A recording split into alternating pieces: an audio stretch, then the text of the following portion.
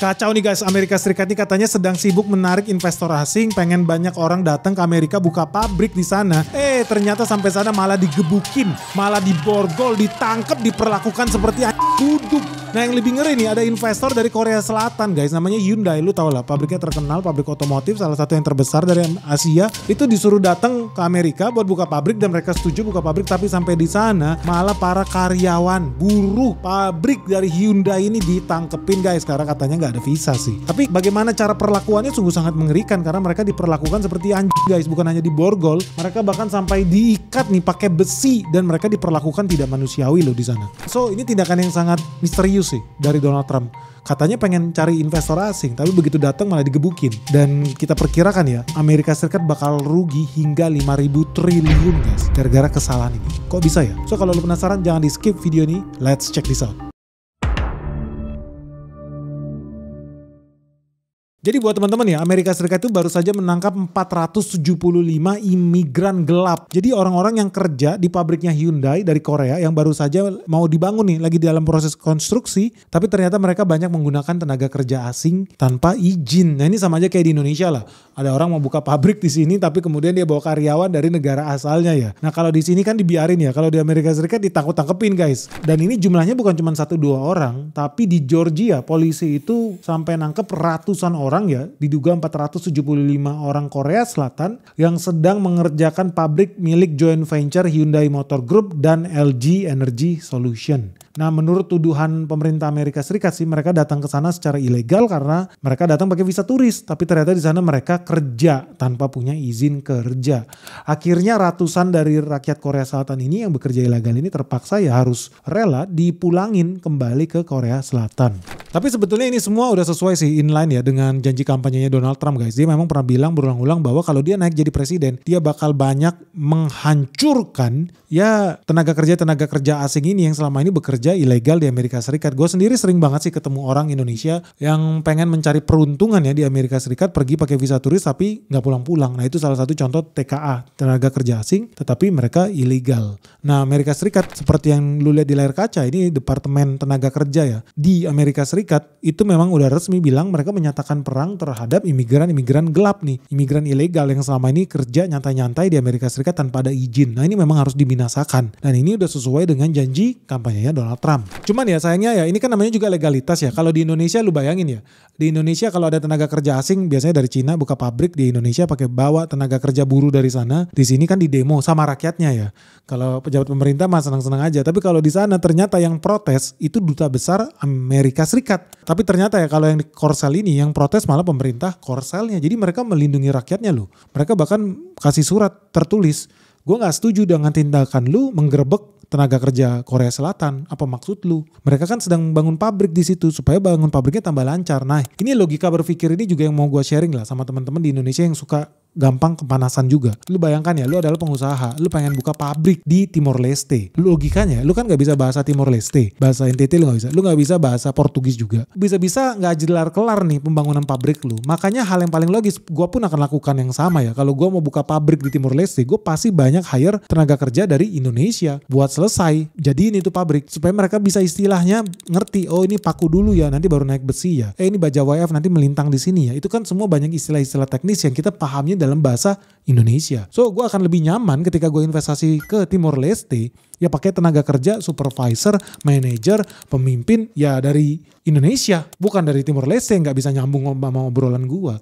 Ini yang kadang-kadang orang di Indonesia juga gak ngeh soal ini, bahwa ya esensinya mereka pengen bisnis, betul, dan mereka pengen jalan dengan cepat karena harus dihitung ROI-nya. Bunga bank kan jalan terus guys. Ya gimana kalau molor gak kelar-kelar pakai tenaga lokal, ya konsekuensinya ya lu tahu sendiri, tambah rugi. Tapi nanti pak kalau pabriknya udah jadi, dia bakal pakai orang gak dari sana terus, dari Cina terus, atau dalam konteks ini Korea? Enggak juga. Lu harus pikir, kenapa orang buka pabrik di Indonesia dengan cita-cita bisa pakai buruh murah, tenaga murah dari Indonesia yang UMR-nya murah. Lah, UMR di Cina itu udah nyampe 9 juta guys. Menurut lu mereka buka pabrik di Indonesia pengen gitu bayarnya tetap 9 juta? Enggak dong. Mereka pengen pakai UMR Jawa Tengah 3 juta. Iya dong. Jadi logikanya begitu pabriknya jadi, ya mereka pasti akan lebih banyak pakai buruh ya buruh lokal. So, jadi kalau ada ketakutan lu bakal tergeser dengan itu, enggak. Tetap kan esensinya kenapa dia pindah pabrik tentu bukan supaya biayanya tambah mahal. Kenapa dia pindah pabrik? Supaya biaya-biaya lebih murah gitu logikanya. Nah ini pun yang mau dibawa sama Korea Selatan. Nah Korea Selatan sendiri mempertanyakan loh, Amerika Serikat lu katanya pengen banyak manufacturing yang pindah ke Amerika Serikat. Tapi ketika gue bikin pabrik supaya cepat selesai, gue bawa orang-orang gue sendiri, kok lu malah protes. Dan Korea Selatan ternyata sangat melindungi rakyatnya ya. Mereka juga kecewa kenapa banyak terjadi abuse, penyalahgunaan kekuasaan, kekerasan, bahkan pelecehan terhadap hak asasi manusia rakyat Korea Selatan. Wah mereka peduli banget sama bangsanya. Lu bayangin ya di Indonesia, ribuan ya tenaga kerja Indonesia dicincang, dimutilasi, diperlakukan tidak senonoh di Timur Tengah sama raja-raja Arab. Kita diem aja. Yang mati cuman ngatimin kok. Siapa yang peduli ngatimin mati? Yang paling cuma 30 orang. Buat apa? Biarin aja. Itu orang Indonesia. Tapi orang Korea Selatan gila.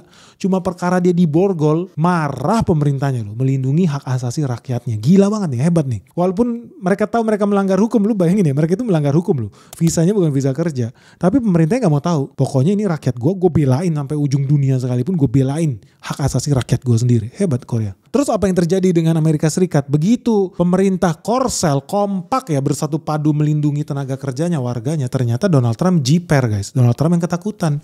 Dia akhirnya bikin permintaan maaf. Dia akhirnya bikin pernyataan bahwa he doesn't want to frighten foreign investment. Dia bukan maksudnya menakut-nakuti investasi asing. Dan dia bahkan bilang akhirnya mengakui gue sangat menyambut karyawan asing. Tapi ya tolonglah lu pakai regulasi yang jelas juga. Jangan lu melanggar hukum yang ada di Amerika Serikat. Tetapi dia sangat mendukung, sekali lagi dia bilang, dia bahkan mendukung, dia bakal memperbaiki cara kerja anak buahnya lagi supaya ya mereka intinya nggak mau nakut-nakutin investor asing. Beda dengan Indonesia yang hobinya malah takut-takutin investor asing, dipalak sana sini dengan ormas IOS dari segala macam warna pun ada buat takut-takutin investor asing. Di sini Donald Trump gerak cepat, langsung bikin permintaan maaf dan minta supaya orang Korea yuk balik lagi kerja lagi di Amerika Serikat. Cuman ya sayangnya ya Presiden Korea Selatan itu udah terlanjur. Good news guys, kabar spesial buat kalian karena Sekolah Saham Benix Season 8 akan segera dibuka dan temanya luar biasa menarik nih, khusus buat teman-teman investor pemula di IHSG yang bingung cara beli saham, investasi dan bisnis apa yang menarik. Kita akan membahas tentang mineral berharga dengan lebih detail lagi. So buat kamu yang masih bingung gimana sih cara beli saham di IHSG, gimana sih caranya profit di IHSG, kamu bisa pakai kalkulator investasi yang ada di www.sekolahsahambenix.com. Pakai di situ, tentukan target investasi kamu dan kamu bisa lihat bagaimana caranya kamu bisa mendulang cuan di IHSG. So buat kamu yang belum bergabung di season sebelumnya, ini kesempatan langka buat segera bergabung. Dari yang harganya 12 jutaan sekarang tinggal 9 jutaan saja. Ingat ya, khusus 25 orang pertama yang mendaftar, segera daftarkan dirimu sekarang juga di www.sekolahsahambenix.com atau hubungi nomor WhatsApp yang ada di bawah ini. Cuman ya sayangnya ya Presiden Korea Selatan itu udah terlanjur marah duluan. Wih gini gengsinya gede nih. Korsel pride-nya gede nih. Begitu Donald Trump bilang oke lah gue bakal bantuin pengurusan izin kerjanya, visanya gue permudah segala macam. Presiden Korsel marah. Dia tetap punya pride. Dia nggak semudah itu dibujuk sama Donald Trump. Dia bahkan komplain seperti yang ada di video ini.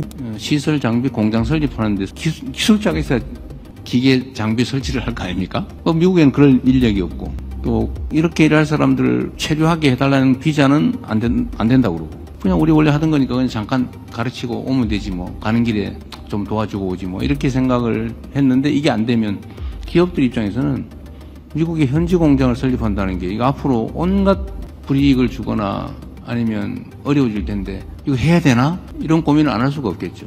Dia bilang di sini ya, Korean companies with operation in the US must be very unsettled. Jadi artinya orang-orang Korea yang investasi di Amerika Serikat pasti merasa tidak tenang saat ini. Mereka pasti tidak nyaman. Perusahaan-perusahaan ini will start wondering. Perusahaan-perusahaan ini bakal mulai bertanya-tanya. Apakah kita seharusnya investasi di negara ini? Apakah kita harusnya membangun pabrik di negara ini? Kalau seandainya negara ini memperlakukan kita seperti anjing buduk. Ini bakal memberikan dampak yang sangat signifikan terhadap hubungan investasi Korea Selatan di Amerika Serikat, kata Presiden Korea Lee Jae-myung. Jadi di sini lu bisa lihat ya, Korea itu gaya loh. Mereka digebukin, mereka diperlakukan tidak senonoh, mereka dipulangin, mereka diperlakukan sebagai kriminal, mereka gaya loh. Mereka nggak jadi ngemis-ngemis jilat pantat Donald Trump, nggak. Mereka malah gaya, lu sebenarnya lu pikir lagi deh, yang lebih butuh siapa? Gua apa lu sih? Kok berani ya Presiden Korea seperti itu? Ternyata ya begitu kita lihat data, lu bisa lihat di layar kaca. FYI aja nih guys, per tahun 2025 ini Amerika Serikat dan Korsel itu sudah menandatangani kerjasama investasi sebesar 5.826 triliun.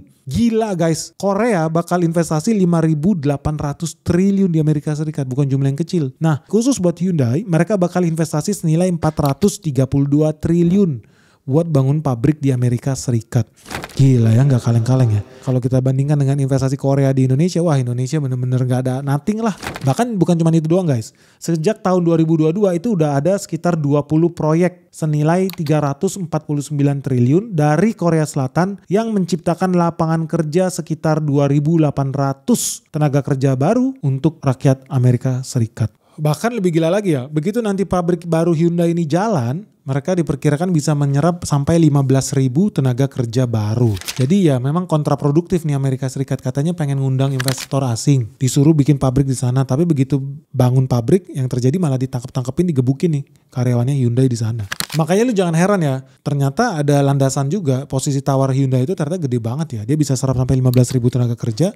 Dan kalau di total investasinya Hyundai doang 400-an triliun. Kalau Hyundai doang tuh 400-an triliun, Korea Selatan as a whole itu 5.000 triliun lebih. Makanya gak heran kalau Donald Trump memang wajib buru-buru klarifikasi soal tenaga kerja Korsel ini. Jangan sampai orang jadi takut nih mau invest di sana. Beda dengan di Indonesia. Di Indonesia ada investor asing mau buka pabrik di Subang, ditakut-takutin sama ormas, dipalak. Presidennya kemana? Nggak ada tuh, diem aja tuh. Kalau Donald Trump malah langsung turun, kasih klarifikasi. Kenapa penting? Karena memang Donald Trump punya visi besar ya. Dia pengen makin banyak pabrik-pabrik di Amerika Serikat. Dan artinya ya, ini yang namanya American Dream ya, bakal bergeser nih. Kalau menurut Fortune, cita-cita Amerika atau American Dream zaman sekarang itu adalah kerja jadi buruh pabrik gitu loh. Karena lu, anak lu, cucu lu, cita-citanya adalah jadi buruh pabrik di Amerika Serikat. Ya wajar aja karena sekarang cita-citanya Donald Trump adalah bawa pulang pekerjaan manufacturing ke Amerika Serikat. Dan apakah ini salah? Ya mungkin buat negara maju kayak Amerika Serikat yang harusnya orientasinya service, udah harus berpikir soal hal yang high tech ya. Hal yang berhubungan dengan ekonomi dengan nilai tambah yang tinggi, bukan lagi berpikir tentang labor. Labor itu miskin, labor itu low value. Buat apa? Harusnya mereka fokus ke menjadi negara maju, berpikir soal inovasi, menjajah melalui teknologi, melalui penemuan-penemuan baru gitu loh. Harusnya ini jadi cita-cita negara berkembang sih kayak Vietnam, Thailand atau Indonesia yang memang buruhnya banyak dan harganya murah. Ya cita-citanya ya jadi karyawan pabrik. Tapi kalau di Amerika Serikat menurut gue memang agak aneh, agak absurd. Tapi mereka gak ada pilihan lain sih guys. Karena kalau enggak mereka akan makin banyak dan makin dalam defisitnya. Dan ini juga kasih peringatan keras ya buat Indonesia ya. Kalau seandainya Indonesia masih saja membiarkan ya ormas-ormas yang meresahkan. Ormas ngaku-ngaku pengusaha padahal preman. Ormas ngaku-ngaku organisasi kepemudaan padahal preman. Ormas ngaku-ngaku padahal preman. Ya kayak kemarin tuh Bos Apindo bahkan sampai bilang ya pemalak proyek 5 triliun ke Chandra Asri itu wajib diinvestigasi. Lalu ada lagi orang mau buka peternakan babi 30 triliun di Jepara, malah ditakut-takutin. Ada lagi BYD nih, pabrik mobil listrik salah satu yang paling canggih di dunia. Mau buka pabrik di Subang, malah dipalak sama preman-preman di sana. Kan ngeri ya.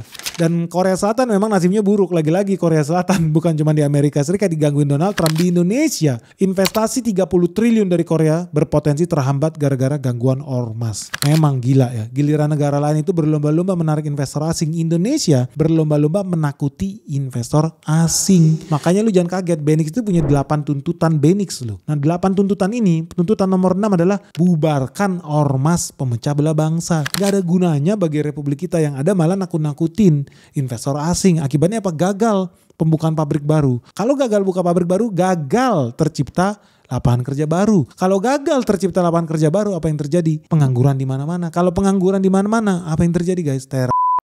Demonstrasi, kerusuhan, bakar-membakar, dan ini hulunya ada karena ormas dibiarkan bergentayangan seperti teror. Jadi udah mulai banyak nih ormas-ormas yang wajib ditertibkan karena mereka melakukan pemerasan, pungli, premanisme, main hakim sendiri. Dan ujung-ujungnya ya dia merugikan bangsa dan negara kita.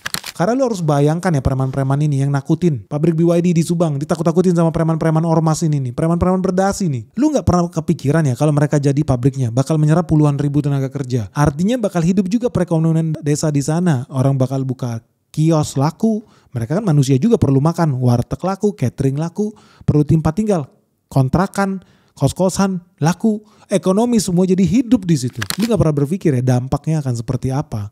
Ternyata bisa menciptakan lapangan kerja bagi ratusan ribu sampai jutaan orang yang secara tidak langsung memberikan penghidupan ya bagi negara kita. Ujung-ujungnya kan ada transaksi PPH di sini. Mereka bayar gaji kan dipajakin. Mereka transaksi nanti beli ke Indo April bayar lagi, dapat lagi PPN. Itu kan nilai ekonomi perputarannya juga besar. Tapi anehnya kok negara diem aja guys ya. Kenapa guys? So kalau menurut kalian gimana guys? Menurut lu setuju gak sih dengan yang dilakukan gayanya Hyundai ini? Ternyata gayanya sama kayak pabrik-pabrik yang ada di Indonesia, pabrik Cina ya. Kalau bedanya Hyundai bawa orang Korsel ya, kalau pabrik Cina bawanya TKA dari Cina juga. Lu setuju gak sih kalau mereka dipermudah aja biar segera cepet jadi pabriknya? Ya toh nanti kalau udah jadi pabriknya yang kerja ya mayoritas ya orang lokal juga, warlock juga. Karena apa? UMR-nya udah jelas lebih kecil dibanding dia bawa tenaga kerja asing cuma buat benerin mur. Iya dong, logika dong. Lu setuju gak? Kalau kita sebaiknya kayak Donald Trump aja. Donald Trump aja berani loh merubah peraturan supaya Hyundai karyawannya bisa lebih gampang kerja di pabrik-pabrik itu. Supaya cepet jalan. Dan satu lagi nih pertanyaannya. Berani gak ya menurut lu Presiden Prabowo itu mensahkan tuntutan Benix untuk membubarkan ormas-ormas gak jelas ini? Karena bisa jadi ya Indonesia itu bakal jadi negara gagal seperti Amerika Serikat. Gagal mendapatkan investasi ribuan triliun dari negara-negara asing yang ketakutan dengan masifnya premanisme di Indonesia. Karena premanisme di Indonesia mulai dari berseragam gak berseragam. Tadi udah gue bilang Magiku Hibiniu semua warna ada. Berani gak ya Prabowo lakukan itu? Karena katanya kita mau menciptakan Indonesia maju. GDP 8%. Dan berani gak ya kita memberantas ormas-ormas liar itu? Gimana menurut lu? Oke guys, semoga video ini bermanfaat. Tolong segera bagikan ya pandangan kalian seperti apa mengenai strateginya Donald Trump ini. Yang malah kontradiktif nih. Katanya cari investor asing tapi malah digebukin begitu masuk. Tapi akhirnya dia sadar kok. Dia bahkan rela ya memudahkan tenaga kerja asing buat masuk sementara tentunya. Buat menyelesaikan pembangunan pabrik-pabrik. Lu setuju gak kalau Indonesia tiru cara yang sama? Supaya investor asing ada kenyamanan. Ketika invest di Indonesia ada perlindungan dari negara. Dan bantuan dari negara langsung. Oke guys, tunggu apa lagi? Segera subscribe di channel Benix. Kalau lu belum subscribe, lu wajib subscribe channel Benix sekarang juga. Dan jangan lupa like and share video ini. Semoga video ini bermanfaat. Salam sehat, salam cuan. Bye-bye.